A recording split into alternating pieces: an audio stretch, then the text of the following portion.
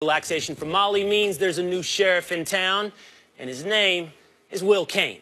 Stephen A. Stop Max? right there. Stop right there. No. First of all, listen up, rookie. Listen up, rookie. All right? It is your job to moderate the show. You understand? Watch your manners. Be respectful. And make sure that you move the show along and speak when spoken to. Let me explain to you something. Max, I'm sure you know this. I've got a stack of scripts here in front of me. That means I'm in charge. So I'll start off today asking you this. Where is your tie, sir? There's ties on First Take. That's how this show works. So where is your tie, sir? I totally don't blame you for asking that question. Here is the answer. I have seniority over all of y'all. So those rules don't apply to me. See the difference? No. See the difference? No, I'm not a rookie. I'm a veteran. You're the rookie. You make sure you have a tie on. We'll see. As I said, if this were around the horn, you'd get docked points right now. What do you think it is, Max? I've never been on that show and never will be. Let's get straight to the stuff here, because there's going to be some stuff you're losing points on shortly. The Raptors, of course, we know just about have the #1 seed locked up in the East, but the Cavs, they put everybody on notice last night with their big comeback victory over Toronto. Now, Max, you said you liked the Raptors to beat the Cavs in 6 games. Did last night change your mind at all? Yep. No, it didn't. You know, did it change it at all? Is it possible LeBron goes bananas and it's 7 games? It's possible, but no. I'm picking Toronto to beat the Cavs in 6 if the series were to start today.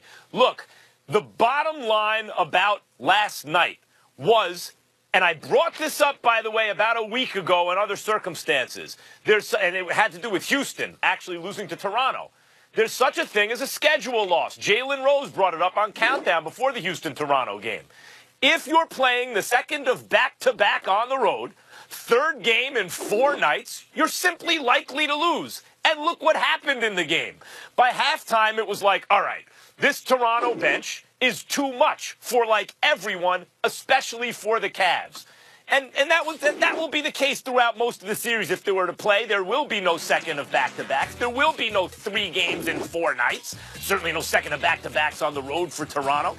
And so eventually, by the end of the game, their starters were tired. This is what happens in the NBA, especially among playoff teams. The surest bet, like gamblers know this, the surest bet in sports is second of back-to-back in the NBA on the road, bet against that team, particularly in 3 out of 4. There were plenty of other things you saw in that game.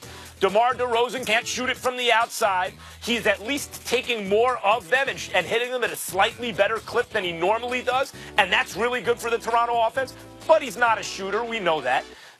They have a tendency still to isolate DeRozan and Lowry late in games and have it be about hero ball in close games. I've mentioned that consistently over the last several weeks. My one fear for Toronto. It showed up a little bit last night. There's no one like LeBron James. We know all that, and yet, even second of back-to-back on the road, it's a 1-possession game when LeBron has an historically great game with 1 million assists and 0 turnovers. A 1-possession loss. I'm taking Toronto to beat the Cavs in 6. Listen, nothing's changed from my opinion, because coming into the game, I was of the mindset that the Cleveland Cavaliers would not lose simply because they have LeBron James, and Toronto does not in the Eastern Conference playoff picture. And nothing last night happened that disproves anything that I said. LeBron James was absolutely sensational, but he tends to be that way against the Toronto Raptors. That's something that we can't miss. We also can't miss the fact that from an active body perspective, Kyle Korver was out because of the loss of his brother. We have, our prayers go out to his family. Tristan Thompson was out. Rodney Hood was out. Larry Nance Jr. was out. So these are capable, able bodies that are ready to spell for other individuals, not to mention the fact play a little defense and rebound as well. That might have had something to do with the fact that Toronto had scored 79 points in the first half. But Toronto, regardless of how stout they are defensively, certainly that was not the case last night. What happened last night is that when it really, really counted most, they gave up better than 60% shooting to the Cleveland Cavaliers. LeBron James did what he wanted when he needed to do it. As a result, Toronto got exposed. We look at the Toronto Raptors. They're a very, very good basketball team. They're exceptionally well coached. They're exceptionally well led. We understand that DeRozan and Lowry are stars in this league who deserve our respect, but there are levels to this. And LeBron just reminded them that he's on a different level. And come playoff time, I suspect he will remind them again, because he always does. They can't figure out LeBron. And that is their problem. It always has been their problem. It is their problem now, and it will continue to be their problem when You're the ignoring playoffs, the details. When the playoffs arrive. You're ignoring the details. In the bigger picture, sure, you're right. That's been the case in this era. LeBron's unstoppable. He's qualitatively different than everyone else in the league. But he needs a certain amount, as you would say, Stephen A., the requisite help. And in recent years, even when the team around him hasn't been quite what you'd want, compared especially to the Western Conference powerhouses, especially since the Warriors got KD last year's finals, even when that's been the case, you can look around and say, that's another MVP caliber player or something more than just a normal all-star, right? Kyrie Irving, Dwayne Wade, at least heading into that first year in Miami. That's another all-star. Kevin Love, Chris Bosh. No, it's not that situation anymore. His second best player is Kevin Love by far. There is no third best player. Maybe Rodney Hood could be that guy, but we have to see it. But he Max, playing last night, as you Max, said. with all due Yes? respect, and not to try to curry favor with the guy that has seniority on this show, I have been a Toronto advocate like you as well. I see something different from the Raptors this year than we've seen in the past during this regular season. But here's a simple question. Last night's game, who looked like they were performing at their peak more? Who reminded you of the way they've always played, at least when it counts? The answer is the Raptors. They look peaked out. As Stephen A., you just pointed out, the Cavs, as great as LeBron is, we count on that. The Cavs still have more room to go. They have Rodney Hood out. They have Tristan Thompson out. They have Larry Nance out. The Raptors, the place they're not hitting their peak was DeRozan disappearing in that game. And unfortunately, that's what we've come to expect in the playoffs from the Raptors. Yes, and therefore, it's not just disappearing, it's that it's not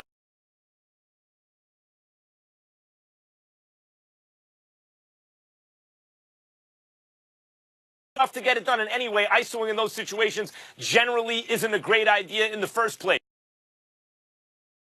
And finally, what you saw last night, we can kind of lazily lump into this narrative of Toronto can't get over LeBron, or as you say, when it matters most, can you be hitting on, as you imply, can you be hitting on all cylinders when it matters most? The issue was tired legs because they were playing the second of back-to-back on the road. I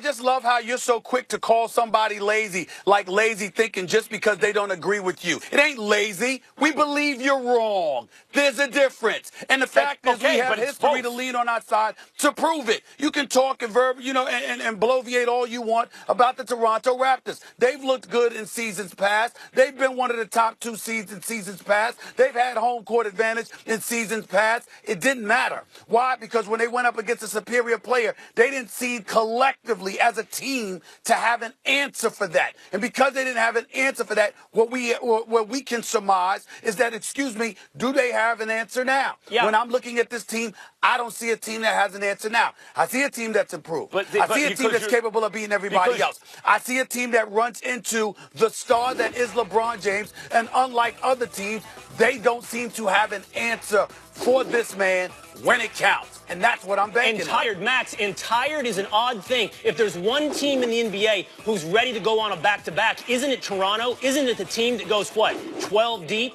Isn't this the team that should have the freshest legs? If I'm diagnosing what happened last night, I think the focus has to be on why is your MVP, and DeRozan can play, right? I mean, what is he? Is he top 5 in MVP voting right now? He should be if he's not. Why is he not rising to the occasion he doesn't have to meet LeBron, but at least get somewhere close? Hey, Will, I got a better question for Max. I got a better question for me, Max. He's going to... Go ahead. Yeah. Go ahead, ask yourself a question. You talk about fatigue, back-to-back, etc. How come 79 points in the first half wasn't enough to pull away? They weren't tired in that first half. They weren't tired enough to shoot worse than 50. They shot better than 50% for the game.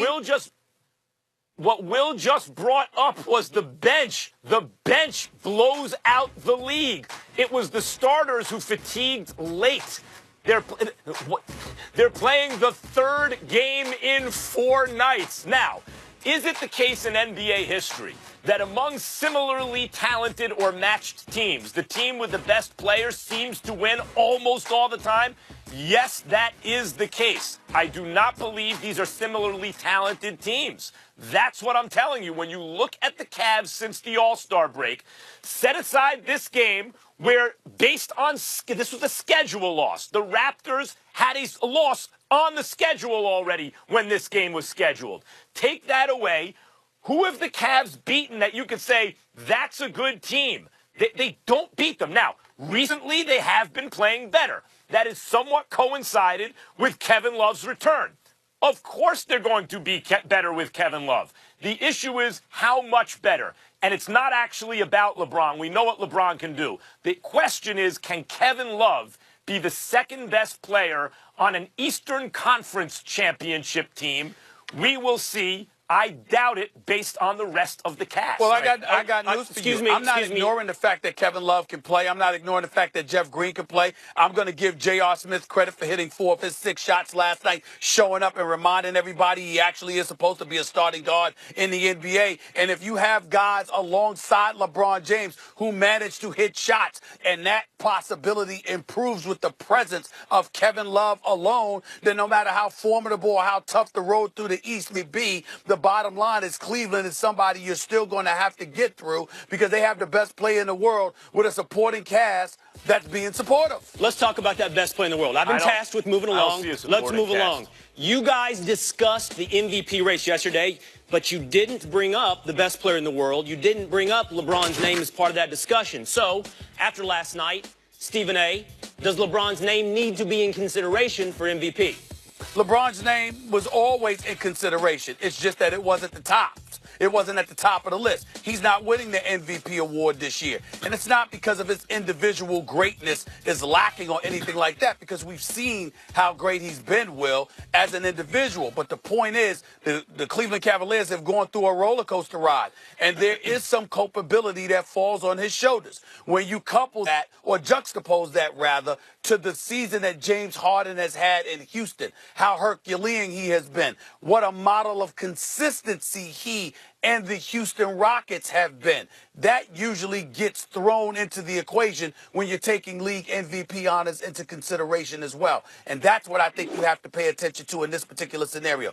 Every single situation that you can point to that has had something to do with the roller coaster ride that the Cleveland Cavaliers have been on this year has something to do with LeBron James. Not necessarily from a fault perspective, but he's involved.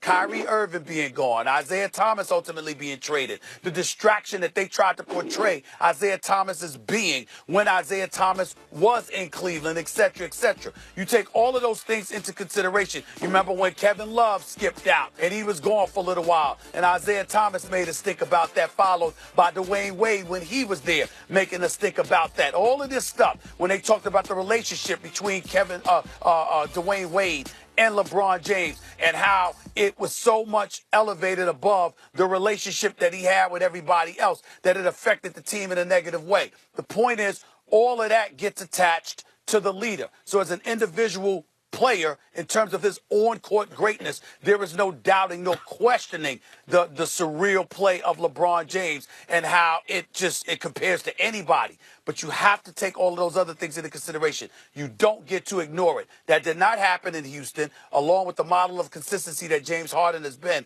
As far as I'm concerned, James Harden is head and shoulders above anybody for league MVP honors this year, including LeBron.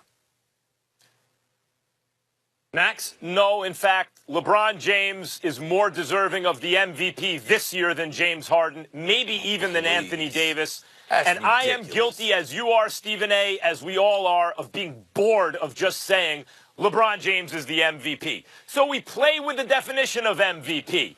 Value and best is not the same thing, as I have to say this every time.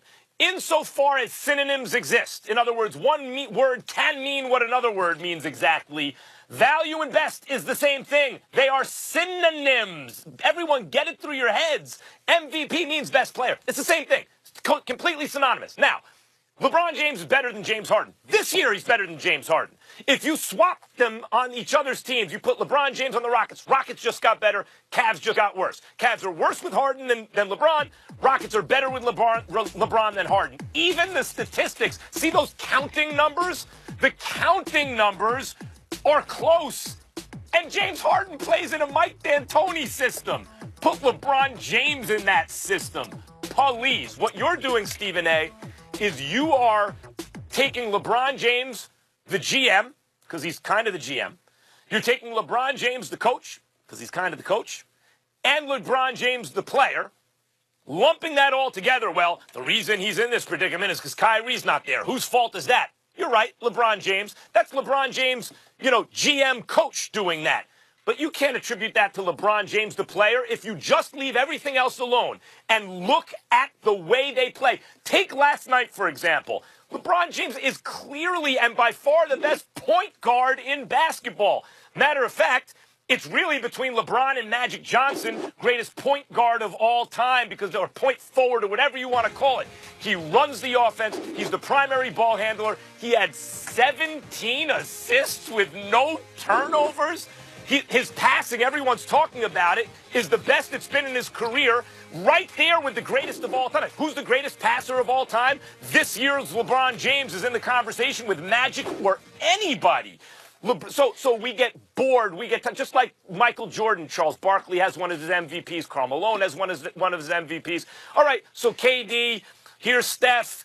James Harden, you come in second twice. You deserve it. Here, James Harden. Of course, LeBron James deserves to be in the mix, and in fact, probably on top. Whoa, on top. Okay, well, hold on. First of all, Stephen A., Max makes a great point. Aren't you docking LeBron for his essentially GMing duties, for his coaching duties? All that off-the-court stuff you're talking about, isn't that LeBron you're taking away from him? Not what he's doing on the floor, but what he's doing off the floor. No, I don't view it that way. My point is this. You asked for a bench. You asked for changes to be made. These are things that have transpired. You were the one that had something to do with change actually needing to be made. Then once change was made and your wishes were capitulated to, you granted that. There's been some struggles along the way, but ultimately in the end, I have every confidence that they're going to get it done. I'm not taking anything away from him. I'm just not elevating him to the point where we need to give him credit for all of those things at the expense of James Harden. It's not like we're looking at LeBron James saying you're at fault or you're wrong or you're not that great or anything like that. No, what we're saying is while we were debating LeBron James in this roller coaster ride all season long, there has been no debate about the greatness of James Harden and what he has brought to the table in Houston, Texas. This dude has been a model of brilliance. I want to come back to you. Credit for that. I want to come back to you, Max, but I just want to say this. Hold on, MVP from what year, Stephen A.? Because we're talking about this year, season. 17-18, this season. Okay, then you can't go back and say your demands were capitulated to in the offseason. No, we're talking about they just made a trade. What are you talking about? This year. You know what you're talking about. Didn't they just make a trade a couple of months ago? They just made it. We ain't talking about last year. And are they better off or worse off after the trade? It just happened. Right, and what does that have to do with LeBron James' Jr. play? and Jordan Clarkson weren't on the Cavs. Rodney Hood wasn't on the Cavs. George Hill wasn't on the Cavs. That just happened. Was that? Yeah, but that's not what you're referring to. I would assume you're referring to the Kyrie Irving trade because well, in that case, you said the trade was good for the team. I'm acknowledging that the trade was good for the team. I'm simply pointing out that everything that they've gone through this year, LeBron has had something to do with that. Houston, James Harden just went out on the court and balled consistently throughout the season where Houston didn't need to do a damn thing because James Harden and his continued and consistent greatness was enough. As usual. Max, I think you make a great point. I think you make a great point about Stephen A. docking LeBron James for these duties that go beyond what essentially are player duties. It's a great point. But if I'm breaking ties here, and to some extent I am, I have to say, I think Stephen A's right in the end because this MVP award has to be somewhat of a reflection as well as how far you push your team along. And James Harden, and so the first time in 2 years, James Harden, as the leader of the Houston Rockets, has made us feel like the Golden State Warriors are vulnerable. We haven't felt that in 2 years with LeBron James. And you're right, you can point to numbers, and he's great. But the Rockets this year with James Harden at the helm, that's the definition of MVP. You're turning it into a team award, No. which is what people do. This is what lazy sports writers do. That's the second because time they you need called to me justify lazy. a vote in the MVP race. Here's the Everybody's lazy to max because everybody's lazy to max because we're watching games and looking at people play and all of this other stuff, and Max is busy reading and giving out dissertations. This so is what everybody's lazy to max. Zip it. This is what lazy sports writers do to justify their votes. They turn the MVP award, which is an individual award, into a team award. You know what the team award is? It's your record. It's the championship. It's the playoffs. That is the team award. The individual award is how great are you? James Harden didn't make anyone believe he had a prayer against the Warriors until he got Chris Paul. And even then, all of that is within the context of a Mike D'Antoni system presided over by one of the best GMs in sports, Daryl Morey, as opposed to LeBron James, who played for one of the worst organizations in sports. How can teams win without individual greatness? How can teams win without individual greatness? That's why the Cavs have 42 wins in spite of a lackluster roster. Well, Houston's got 57. Because they have Chris Paul to go with James Harden in a cohesive offensive philosophy so offered James by Harden Mike is just sitting D'Antoni. there loving Chris Paul, and he ain't sitting up there doing his thing? James Harden's a baller. What? James Harden's a beast. He's just not LeBron That's what we're James. talking about. There are levels to this. You just said it.